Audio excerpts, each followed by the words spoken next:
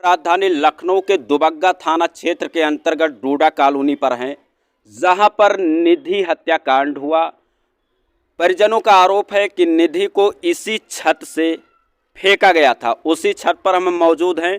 ये राजधानी लखनऊ का डोडा कॉलोनी है जो पावर हाउस चौराहे से अंदर आता है, और ये यहीं पर वो लड़की जिसका नाम निधि था, वो निधि यहीं पे आई थी छत पर, और सुफियान नाम का जिस लड़के के ऊपर आरोप लग रहा है, यहीं से उठा करके फेंक दिया था। हम अपने सहयोगी से कहेंगे कि कैमरे का रुख इधर करें और दिखाएं कि कितना जो है ऊंचाई के बाद, गिरने के बाद, वो जो बाइक आपको नज़र आ रही है वहाँ पर निधि गुप्ता गिरी और वहाँ पर मौत हो गया। आप देख सकते हैं कि हम सीधा तस्वीर आपको घटना स्थल से दिखा रहे हैं, और यही जो है वो कॉलोनी है, और इसी कॉलोनी से निधि को फेंका गया था। एक तरफ सरकार बड़े बड़े दावे करती है, बड़े बड़े वादे करती है अपराध भ्रष्टाचार पर अंकुश लगा देने की, तो वहीं कहीं ना कहीं से इस तरह से घटनाएं लगातार देखने को मिल रही है। वो चाहे दिल्ली का श्रद्धा कांड हो या फिर लखनऊ का निधि हत्याकांड हो। बाकी हम आपको ग्राउंड लेवल का तस्वीर दिखाने के लिए चलते हैं, नीचे चलेंगे, वहाँ पर लोगों से बातचीत करेंगे और क्या कुछ हुआ था उसके बारे में आप सभी को बताएंगे। बने रहे हमारे। इस समय हम उसी कॉलोनी में मौजूद हैं जहां पर निधि की छत से ढकेल कर हत्या कर दी जाती है। आप तस्वीरों में देख सकते हैं कि वो वही 4 मंजिला कॉलोनी है जो लखनऊ के दुबग्गा थाना क्षेत्र के अंतर्गत पड़ता है। अभी हम छत के ऊपर गए, वहां का पोजीशन देखा, और वहां से काफ़ी ऊंचाई है, और काफ़ी ऊंचाई के बावजूद हम दिखाने का प्रयास करेंगे कि अगर लड़की जब गिरी नीचे तो कहां पर गिरी और किस हालात में गिरी होगी, कैसे वो दर्द से करा रही होगी, कैसे क्या हो रहा होगा। आप देख सकते हैं कि इस समय हम जो है वहां का भी तस्वीर दिखाने का प्रयास किए, और जहां लड़की गिरी थी, जहां उसके प्राण निकल चुके थे, वहां का भी तस्वीर मैंने दिखाने का प्रयास किया। लेकिन सोचने वाली बात है कि एक तरफ उत्तर प्रदेश के मुख्यमंत्री बाबा आदित्यनाथ योगी अपराधियों के ऊपर बुलडोजर चलवाते हैं, भ्रष्टाचारियों के ऊपर बुलडोजर चलवाते हैं, तो वहीं दूसरी तरफ अपराधी सक्रिय भी होते हैं। और सबसे सोचने वाली बात यह है कि हमारे देश में अधिकतर क्राइम लव मैरिज के चलते होता है। लड़कियां अपने माँ बाप की बातों को ना मान करके अपने आप से प्यार मोहब्बत के चक्कर में पड़ती हैं, और उनको इसी तरह से खामियाजा भुगतना पड़ता है।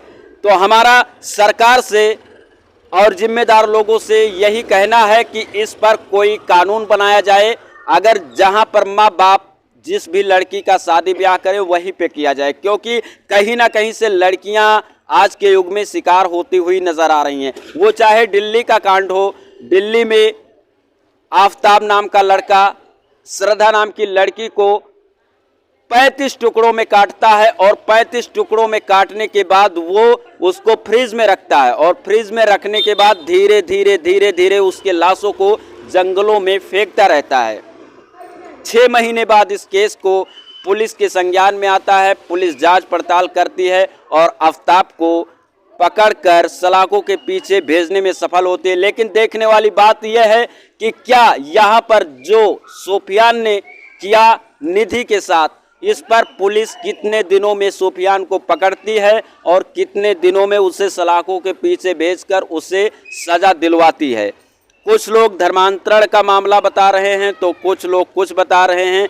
ऐसे में आपको मैं बता दूं कि यहाँ पर डीसीपी अभी आए थे, डीसीपी भी आए थे और परिजनों से पूछताछ कर रहे थे, और हम भी प्रयास करेंगे पूछने का कुछ लोगों से जो यहाँ रहते हैं। देखें इन लोगों का क्या कुछ कहना है, इसके बारे में क्या कुछ जानकारी ये लोग देंगे। यहाँ के लोकल हैं। क्या नाम है सर आपका? ओम प्रकाश जायसवाल नाम है हमारा। सर आप यही रहते हैं? जी हाँ, मेरे सामने वाला मकान है। ये जब घटना घटित हुई तो उस समय आप थे यहाँ? हाँ, यहीं पे थे, घर पे ही था मैं।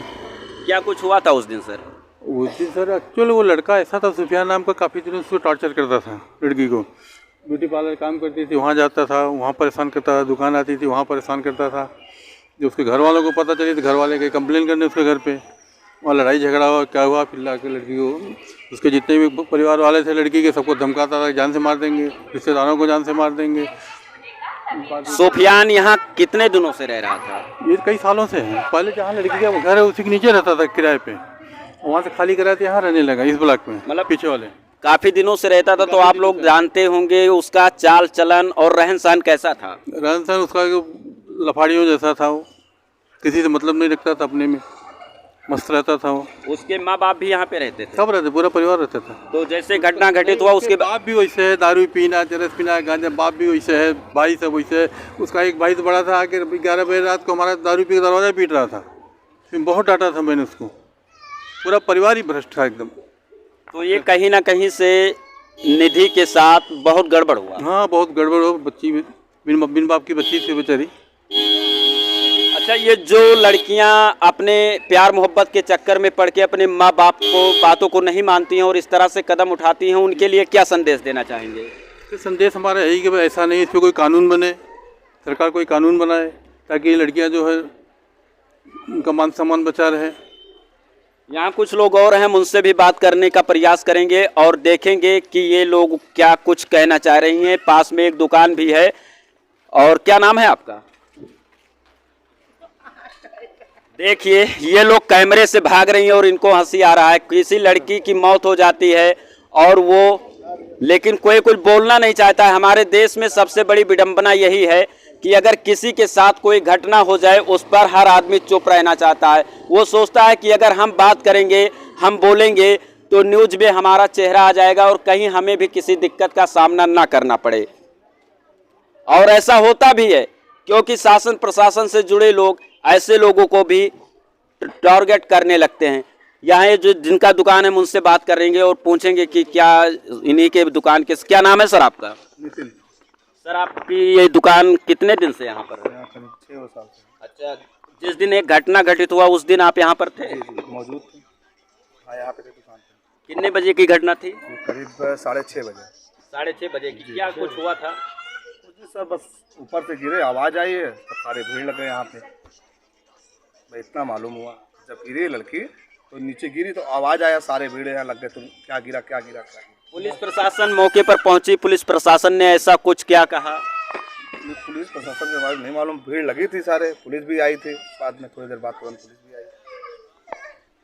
तो ये आप देख सकते हैं कि यहाँ पर हम आकर के ग्राउंड लेवल पे रिपोर्ट किए और यहाँ की तस्वीरों को दिखाने का प्रयास किए। कुछ लोगों से हमने बात भी किया और लोगों ने बताया कि उसका चाल चलन, रहन सहन वाकई में बहुत अच्छा नहीं था, लफंगा टाइप का था और लफंगाई करता था। इसी सब चक्कर में ऐसे घटना का अंजाम दिया। एक चाचा हमारे साथ हैं, इनसे भी बात करेंगे। क्या नाम है चाचा आपका? अब्दुल वाहिद। आप यहीं पे रहते हैं? मैं आगे रहता हूँ। आगे रहते हैं, इसी मोहल्ले के हैं जी। तो उस दिन जब घटना घटित हुआ तो मतलब क्या इसके बारे में कुछ आप? क्या आवाज़ आई कि ऊपर से तुम्हारी बिटिया गिर गई, हमारे वहाँ तक क्या आवाज़ आई।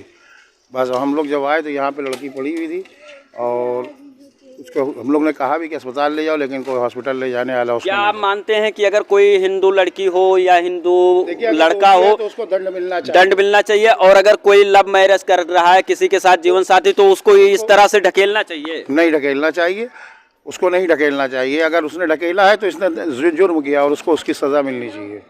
ऐसा कुछ कहा जा रहा है कि वो धर्मांतरण का जो है दबाव बना रहा है। अब ये तो इसके बारे में नहीं मालूम कि धर्मांतरण का दबाव बनाया जा रहा था या किस चीज़ का दबाव है। बस हम इतना जानते हैं कि अगर दो लोग मिलना चाहते हैं तो उसमें धर्म को बीच में क्यों लाएं, उनको एक जैसा कर दे। भाई आप अपने घर खुश रहो, हम अपने घर खुश रहें। तुम बेटी की शादी कर दो तो भाई बेटे की शादी कर दे, अपना चाहे जैसे रहो। देखिए, मैं तो इस बात को जानता हूँ, मैं धर्म को बीच में नहीं लाता, और धर्म को लाने वाले जो है वह धर्मी हैं। चाचा ने जो बात कहा सही कहा कि जिस सब बातों को धर्म में नहीं लाना चाहिए और जो इसका जो है मुद्दा बनाए वो कहीं ना कहीं से सही गलत है। लेकिन मैं अपने दर्शकों को बताना चाहूँगा कि आप लोग कमेंट करके अपना राय ज़रूर दीजिएगा कि क्या सुफियान ने निधि को छत से ढकेला, उसको कौन सा सज़ा मिलना चाहिए और उस पर सरकार को क्या कुछ करना चाहिए और इस पर कानून बनना चाहिए कि नहीं, कि जब तक माँ बाप राजी ना हो तब तक लव मैरिज पर कोई ऐसा अधिकारी प्रशासन द्वारा ये ना कहा जाए कि ये सही है। इसी के साथ सभी दर्शकों को वीडियो देखने के लिए बहुत बहुत आभार और आप सभी को जय हिंद।